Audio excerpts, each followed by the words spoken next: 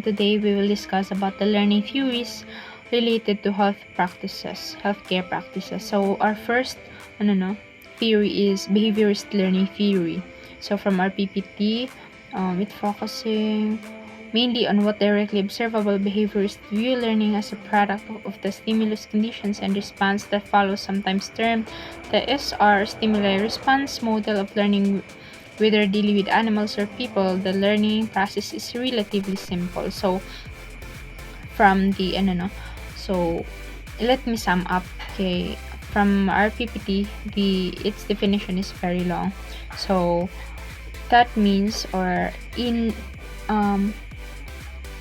overall, it is also known as psychology, which indicates that all behaviors are learned through interaction with the environment through the process which is called conditioning. And thus, this behavior is simply a response to environmental stimuli.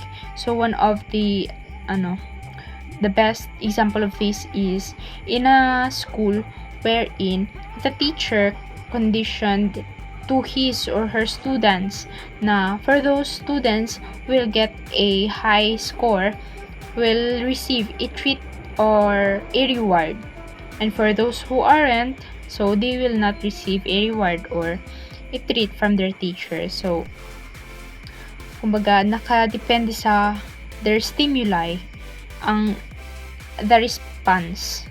So nakadepende sa gagawin nila if they will get a good response or not.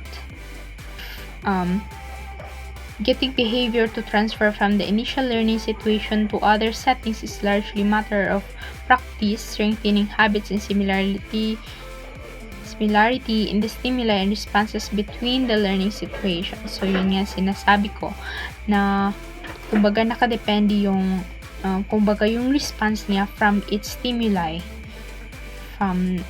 Sa example na gagawin ng mga students, so if yung stimuli nila, if mababa yung score, so they will not have a response na makakatanggap ng treat.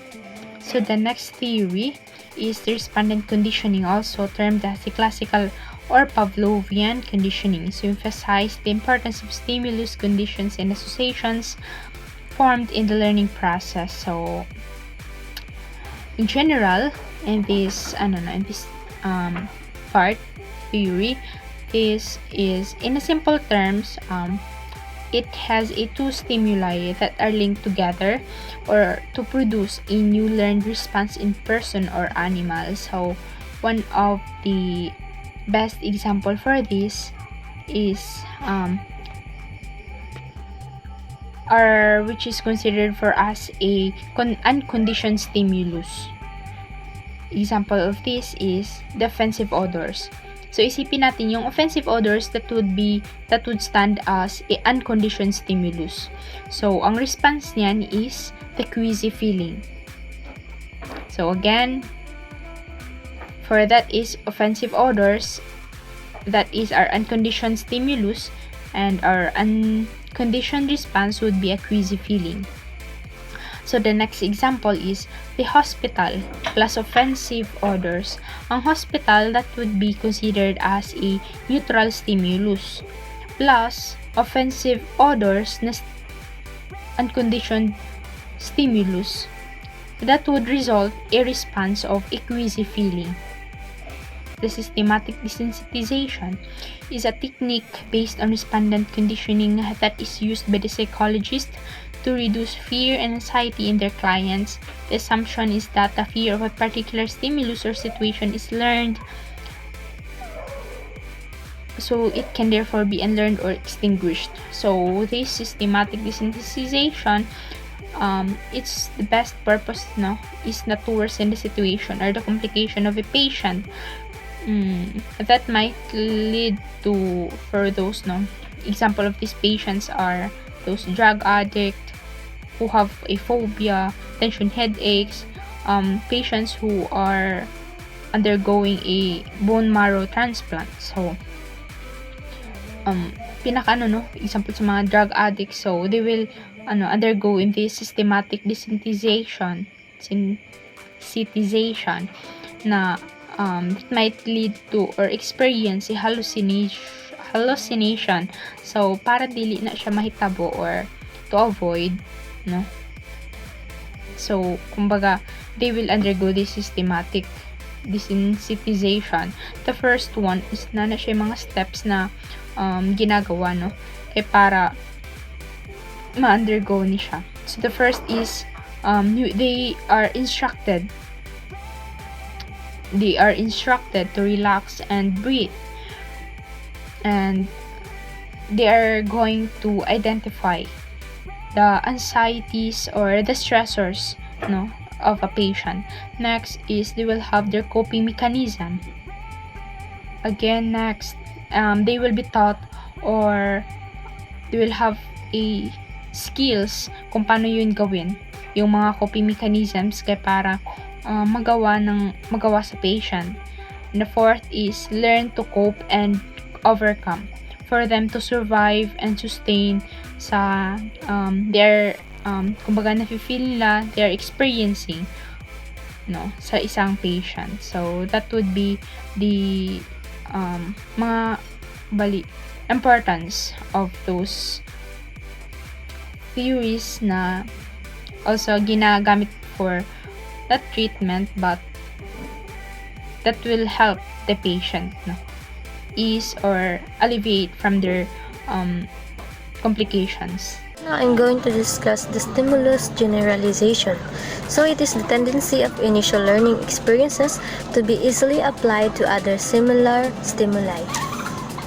So in stimulus generalization, it is the ability to respond in a new situation in a way that has been learned in other similar situations.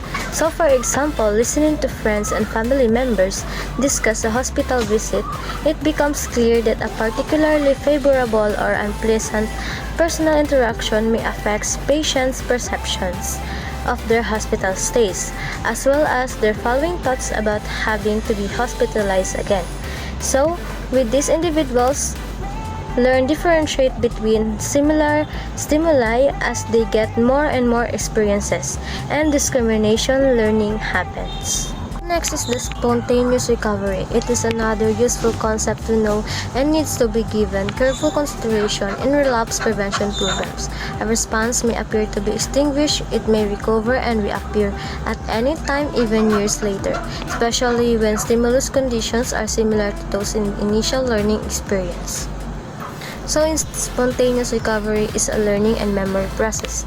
It refers to a previous distinguished conditioned response to a appealing period of time. Spontaneous recovery is when a behavior that is thought to be extinct, the conditioned behavior has disappeared or stopped occurring when the stimulus is present, returns unexpectedly and quickly after a time of rest or reduced response. It doesn't have to last for long, and the more times it happens, the weaker the habit becomes. For example, as if the person trained their dog to come to the kitchen and sit near bowl when they said food, and then fed the dog his dinner. When the dog was trained, he would come running and sit by his bowl when he heard dinner, whether he got the food or not. However, without the food, the behavior would fade away over time or disappear.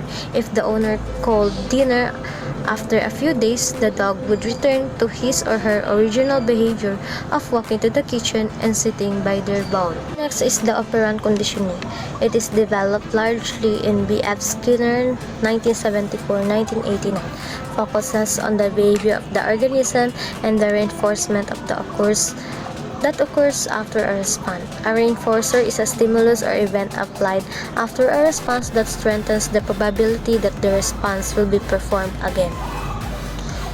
So operant conditioning is a learning approach that uses rewards and punishments to influence behavior. An association is formed between a behavior and a consequence, whether a positive or negative, for that behavior through operant conditioning. For example, a rat press a button while a green light is on, so they are rewarded with a food grain, while the rat will get a minor electric shock if they press the button when the red light is on. As a result, they learn to push a button when the green light is on and avoid pressing the button while the red light is on. So, the operant conditioning has significant impact on everyday learning.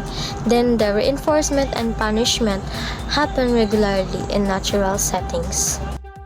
Okay, so we have the types to increase the probability of a response: the positive reinforcement and the negative reinforcement. So, the positive reinforcement, it is the application of a pleasant stimulus. So, we know na pleasant means to give a sense of happy or satisfaction, and the stimulus, it is something that provokes or causes an action or response to happens. So, by giving the satisfaction to someone, it could basically increase their actions or response because of that satisfaction. So, the positive reinforcement, naa siya isa ka type, no? And it is the reward conditioning. So, the reward conditioning, it is a pleasant stimulus that applied following an organism's response. So, for example, is the students get a treat if they get perfect score in their spelling test. So, in the future, the students work hard, no? And nag-study siya maayo to get that reward. So, it means because of that reward, is nag-increase ang iyang response na mag-work hard because naay something to the students na ihatag. The next one is the negative reinforcement. It is the removal of an aversive or a pleasant stimulus. Naa siya two types, no? The escape conditioning and the avoidance conditioning. So, the escape conditioning, the aversive stimulus is applied.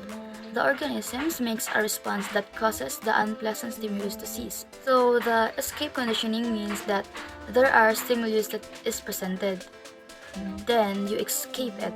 So, it happens when there is no cue or prompt that something is coming. It means that wala siya warning signal. Like for example, if you have ever gotten a bad headache, you know that taking aspirin can help you feel better. So, it is the example of the escape conditioning since you know na or you learn that taking medicine can help you and you escape it since you experience that kind of situation. And then the avoidance conditioning, it is an aversive stimulus is anticipated by the organisms who makes a response to avoid the unpleasant event. Then the avoidance conditioning is to avoid situation so the situation will not be presented. So there is warning signal. Like na siya warning signal no compare sa escape conditioning na there is no warning signal. For example, aning avoidance conditioning is that the girl take medicine every day to prevent her migraine from developing. So this is the example of avoidance conditioning since nagatake siya medicine to prevent her headache or to prevent na mahitabo ang inani nga mga situation. Okay, so the next one is to decrease or extinguish the probability of a response. So we have the types, no? So the non-reinforcement and the punishment. So the non-reinforcement, it is an organism's condition response is not followed by any kind of reinforcement, positive, negative, or punishment. So for short, this non-reinforcement is that the target behavior is, for example, is na-exhibit na nimo then walang reaction sa environment or there is no response. So basically, you stop that behavior. So it means that it decreases the probability of your response. Like for example is a child will stop sticking out their tongue if you act like you did not see it. So they will stop on their own since you don't give any response in the child behavior. And then the next one is the punishment. Following a response, an aversive stimulus is applied which the organism cannot avoid or escape. Okay, so it means that it is being punished. For example, being grounded, confiscate your cell phone. So in this way, it could decrease the behavior to that person because of the punishment given. Good day everyone, I'm going to discuss about cognitive learning theory. Before I'm going to proceed, I'm going to tell you about some information about cognitive learning theory. Cognitive learning theory is from the words comes from cognition, which is thinking, the ability to think in different individual. Cognitive learning theory is use metacognition, which is thinking about thinking, to understand how thought process influence learning. It's often contrast against or complained by behavioral learning theory, which focus the outside environment influence on learning. So cognitive learning theory stress the importance of what goes on inside the learner, the key to learn, and changing the individual's cognition. which is perception, thought, memory, and ways of processing and extracting information.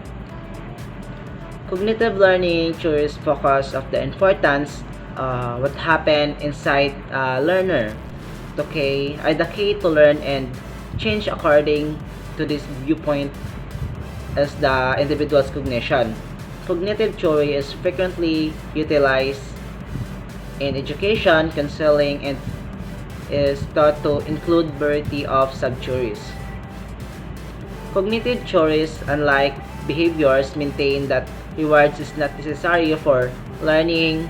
The more important are learner goals and expectation, which create disequilibrium and balance and tension that motivate to act.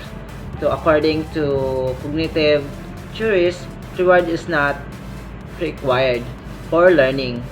So the goal and the expectation of the learners are more important than the reward. To improve learning transmissions, the learner must be mediate or engage some ways or some ideas. This transmission is aided by similar patterns in first learning context and subsequent circumstances. For the Gestalt perspectives, the Gestalt viewpoints is one of the earliest psychological ideas rather than the focusing isolate inputs. Gestalt refers to the patterning and or arrangement of cognitive components. While there are many Gestalt components worth learning, this discussion concentrates on those that are relevant to healthcare. And for the information processing, this is a cognitive perspective that emphasizes thinking, process, thought, reasoning, the way information encountered and stored, memory functioning. The information process is the important ability of or skill for nurses to have, especially when it comes the older people's learning. The way information is received and stored, as well as how it's obtained and processed, is referred as information processing. So let's proceed to the information processing model of memory functioning. So there are four stages of memory functioning. So the first stage is involve paying attention to environmental stimuli. Attention then is a key to learning. So for example is this, you are paying attention to the ambient of environment stimuli, and that makes you focus and keep studying. And the second stage is the information is processed by the sense, and the senses are visual, auditory, or motor manipulation, and ascertain whether there are sensory deficits. So this, for example, is this by using visual sensory that makes you involved in environmental stimuli. So the third stage is the information is transformed and incorporated or encoded briefly into short-term memory, after which it either discarded and forgotten and stored in a long-term memory. For example, for this is when you saw a flower so beautiful and then memorized a beautiful too, that makes a memory stored in a long term. But this stage, the third stage, it should be transformed into short memory. And the last stage involves the action or response that the individual makes the basis of how information was processed and stored. So this stage will make response for the information was stored.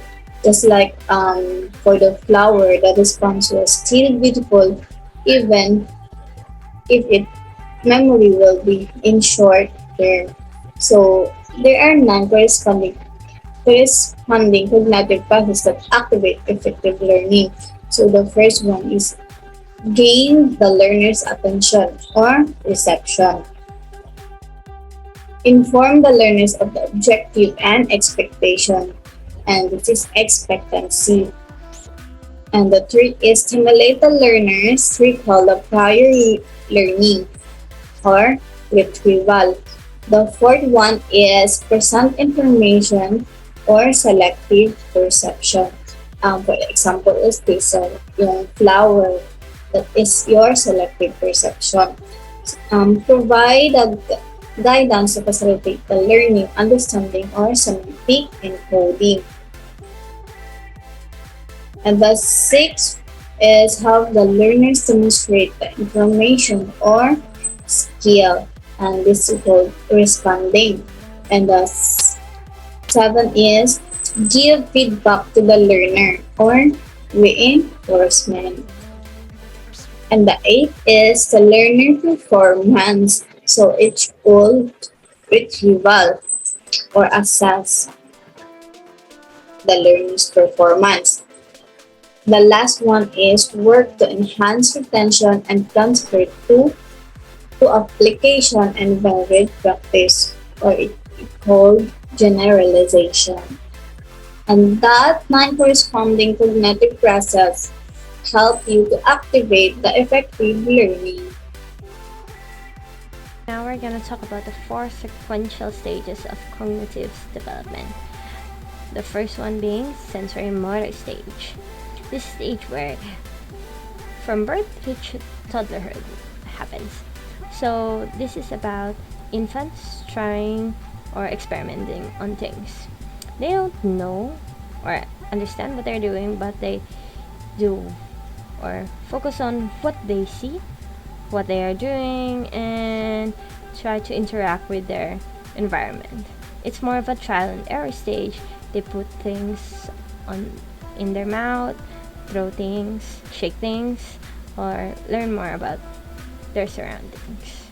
Around the toddlerhood stage, age, this is where they start to crawl, stand, and walk. They do more physical interactions with their environments, and still they're still curious and experiment on what they can see. Next is the pre-operational stage.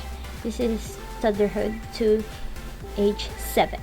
Now, this is where they get to develop memory. They start to imagine things, understand the difference between right or wrong, the past or future, or imagine things or make believe. They don't think more logically. They think based on their intuition. So next is the concrete operational stage. Now this is the age of 7 to 11. Now they start to show more logic and concentrate on things and do more reasoning. Now their thinking is less focused on themselves, more of an understanding or a bit logical. So they are aware of certain events or happenings around themselves now, and they also know that their feelings are unique. They're not the same for other people or those around themselves. Next is the formal operational stage, which is where adolescence to adulthood. Now at this stage, this is where intellectual is really developed. This is where we understand more. We think more abstractly, concentrate on things. We understand complex concepts like algebra, science, natural science, theories, and we think more systematically. We come up with theories or possibilities, as well as understand more about different kinds of relationship, justice, or the learnings in life. Social constructivism and social cognition. Now these two are very similar but at the same time different. So social constructivism is a sociological theory of knowledge. This is about humans developing from social situations or knowledge through the interactions with others. So it's more of a scenario where because of the scenarios or happenings, they get the knowledge or they understand the situation, and they develop through it. They made it a base. So examples of this is where you learn things from activities like group problem solving, group inquiries, simulations, and debates. Now, next is social cognition, which people process and remember and use information in social contexts to explain and predict their own behavior, that of others. This is more like they get or they see these certain behaviors or interactions between others and make them their own or make it as a default on how they should behave and interact in those same situations. Examples of this are they see it in workplaces and in social groups. They can feel the peer pressure and stress that one's receive, and they act on it. So they get that certain behavior or action and make it their own or make it as something they should do if they feel that certain pressure and stress. Next is the social learning theory. Social learning theory is a larger based on the work of Albert Bandura, who mapped out a perspective on learning that includes considerations of the personal characteristics of the learner, behavior patterns, and the individual's environment. One of Bandura's early observations was that individuals need not have direct experiences to learn. Considerable learning occurs by taking note of other people's behavior and what happens to them. And also, it's vicarious reinforcements is other concept from social learning theory, involves determining whether role models are perceived as rewarded or punished for their behavior. Although social learning theory is based partially on behaviorist principles, the self-regulations and control that the individual exert in the process of acquiring knowledge and changing behavior and considered more critical and are more reflected cognitive principles. So we have the external and internal process of self-reproduction and control. So we have the first step in Bandura's model is the attentional phase. Necessary conditions for any learning to occur. It indicates the role models with high status and competence are more likely to be observed, although the learner's own characteristics may be the more significant determiner of attentions. The next is retention phase, which involves the storage of retrieval of what was observed, and the third is reproduction phase, during which the learner copies the observed behavior. Mental rehearsal, immediate enactment, and corrective feedback strengthen the reproductions of behavior. The fourth is the motivational phase, which focuses on whether the learner is motivated to perform a certain type of behavior.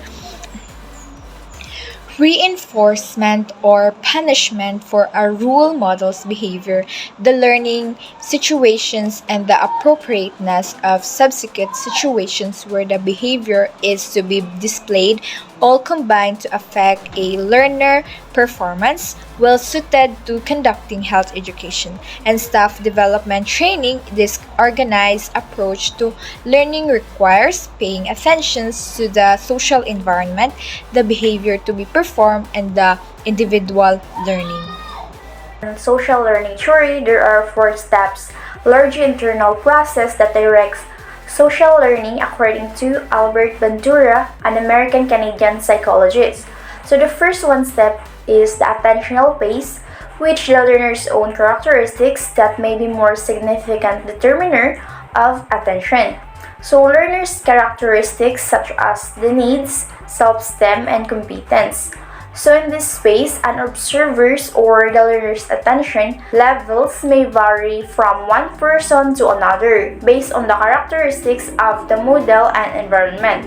So in humans, it is likely the learner will pay attention to the behaviors of models that are high status, talented, intelligent, or similar to the learners in any way. The second step is the retention phase, which involves the storage and retrieval of what was observed. So in this phase, simple attention is not enough to learn a new behavior. A learner must also retain or remember the behavior at a later time. So to increase the chances of retention, the learner must structure the information in an easy to remember format. So maybe they use a mnemonic device or form a daily learning habit. So the behavior must be easily remembered so the action can be performed with little or no effort. So the third step is the reproduction phase, where the learner copies the observed behavior, mental rehearsal, immediate enactment, and corrective feedback strengthens the reproduction of behavior. So often, reproducing a new behavior requires hours to practice to obtain the skills. You can just watch the VP give a brilliant company-wide presentation, then use only to observe tactics in your own presentation 20 minutes later. Those skills take years to craft and perfect. And the last step is motivational phase. It focuses on whether the learner is motivated to perform a certain type of behavior. Reinforcement or punishment for a role model's behavior, the learner's situation, and the appropriateness of subsequent situations where the behavior is to be displayed all affect a learner's performance. All learning requires some degree of personal motivation. For observational learning, the observer must be motivated to produce the desired behavior. For observational learning lies in helping individuals, especially the children, in acquiring new responses by observing others' behavior. And that is the end of our report. Thank you.